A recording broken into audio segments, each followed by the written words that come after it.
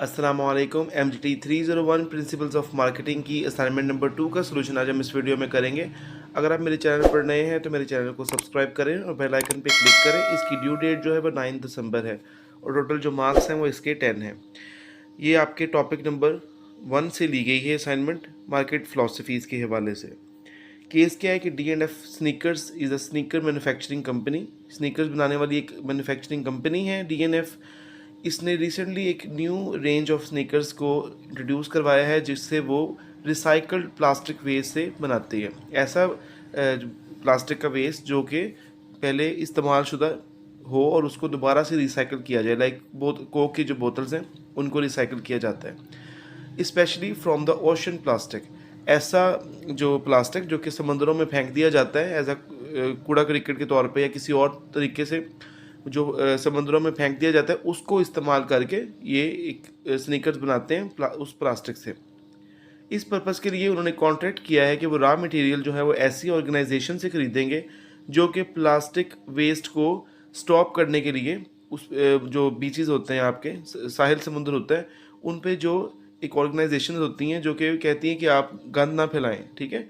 इस तरह की ऑर्गेनाइजेशंस जो कि कूड़ा इकट्ठा करती हैं उनसे जो है वो उन्होंने कॉन्ट्रैक्ट करने का जो है वो मुआहदा किया है।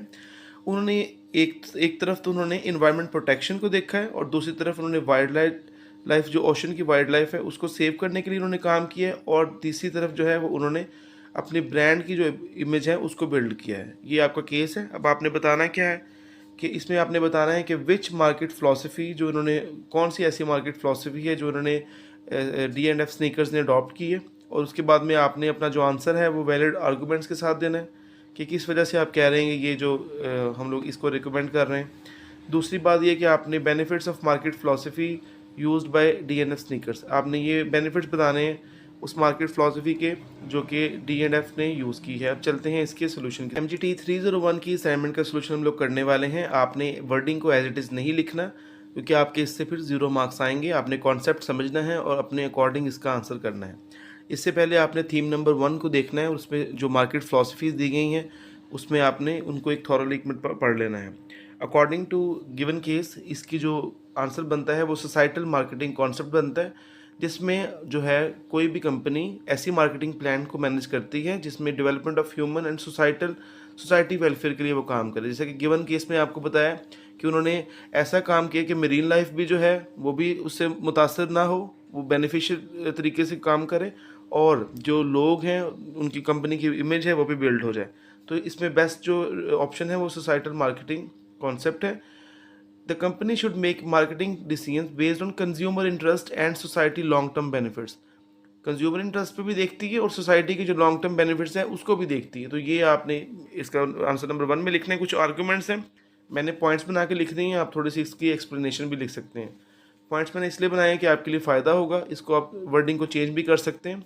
Products are made as recycle product, जो प्रोडक्ट्स बन रहे हैं कंज्यूमर प्रोडक्ट बन रहे हैं वो रिसाइकल प्रोडक्ट से बन रहे हैं, ये बेनिफिट है इसका। इन्वायरमेंट प्रोटेक्शन जो है इन्वायरमेंट प्रोटेक्शन जो टीम है वो बीच को क्लीन रखने में ज़्यादा मददगार है। जो ओशन लाइफ है वो क्लीन हो रही है और वो सेव लाइफ हो रही है और प्रोडक्ट प्राइस जो है वो चीप बन रही है, जबकि आपको एक रॉ मटेरियल जो है वो रिसाइकल प्रोडक्ट मिल रहा है तो वो काफ़ी चीपर प्रोडक्ट बनता है और इसकी कॉस्ट जो फिर कम आएगी। Ocean plastic come in better use, जो ओशन प्लास्टिक है जो कि समुद्री जानवरों के लिए नुकसान का बायस बन सकता है, तो उस वो अब ये आपको फ़ायदा पहुंचा रहा है जब इसकी एक प्रोडक्ट बन रही है, ठीक है। इसके अलावा भी आप लिख सकते हैं इसकी कोई भी जो आपको समझ आ रही है। उसके बाद में आपने राइट डाउन बेनिफिट्स आपने लिखने हैं। बेनिफिट्स आपको पॉइंट बना के लिखें। जब बात याद रखें, जब भी आप आंसर को पॉइंट्स बना के लिखेंगे उसका अच्छा इम्पैक्ट आता है आपकी असाइनमेंट का भी और आपके जो पेपर का भी। हमेशा याद रखें कभी भी आपने कोई पेपर सॉल्व करना हो उसको आप बजाय पैराग्राफ के लिखने में पॉइंट्स बना के लिखा करें, उसके अच्छे मार्क्स और अच्छा इम्पैक्ट पड़ता है। ये मैंने कुछ पॉइंट्स लिखे हैं, आपने इनको एज इट इज़ नहीं लिखना वरना आपके 0 मार्क्स आएंगे। नंबर 1 पे it helps to build a better image of the company, ये किसके पॉइंट्स हैं? ये सोसाइटल मार्केटिंग फ़िलासफ़ी के पॉइंट्स हैं। आपको ये कंपनी की बेटर इमेज के लिए हेल्प करती है, आपकी कम्पिटिटिव एडवांटेज जो दूसरे कंपटीटर्स में मिलता है उस पर आपको मिलता है। ये कंज्यूमर रिटेंशन और लॉन्ग टर्म रिलेशनशिप को बिल्ड करने में हेल्पफुल है। इससे सेल्स इंक्रीज़ होती हैं, मार्केट शेयर इंक्रीज़ होता है, ये एक्सपेंशन को फैसिलिटेट करती है और आपके लॉन्ग टर्म बेनिफिट्स में ग्रोथ करती है। प्रोडक्ट और कंपनी जो पॉलिसीज़ हैं वो प्रायोरिटाइज होती हैं सोशल वेलफेयर में और social in general, society in general. Economic resources are properly use, जो इकोनॉमिक रिसोर्सेज हैं वो प्रॉपरली यूज़ होते हैं। Societal marketing raise the living standard of people in society, ये आपकी लिविंग स्टैंडर्ड को भी इन्हांस कर देती है और it ensures the economic planning more significant and more fruitful to society. ये आपकी जो है सोसाइटी में भी बड़ी हेल्पफुल करती है इकोनॉमिक प्लानिंग को। आपने एक काम करना है कि आपने गूगल पे जाके लिखना है मार्केटिंग फिलोसफीज़ में, बल्कि हम लिखना है societal marketing concept key benefits, ठीक है। आपको काफ़ी ज़्यादा बेनिफिट्स आ जाएंगे, उसमें से आपने 5-6 पॉइंट बना के लिख देने, तो वो आपको इससे फ़ायदा होगा। उम्मीद है आपको इसकी समझ आई होगी। वीडियो को लाइक कीजिएगा, शेयर कीजिएगा, मेरे चैनल को सब्सक्राइब करें। थैंक यू, अल्लाह हाफ़िज़।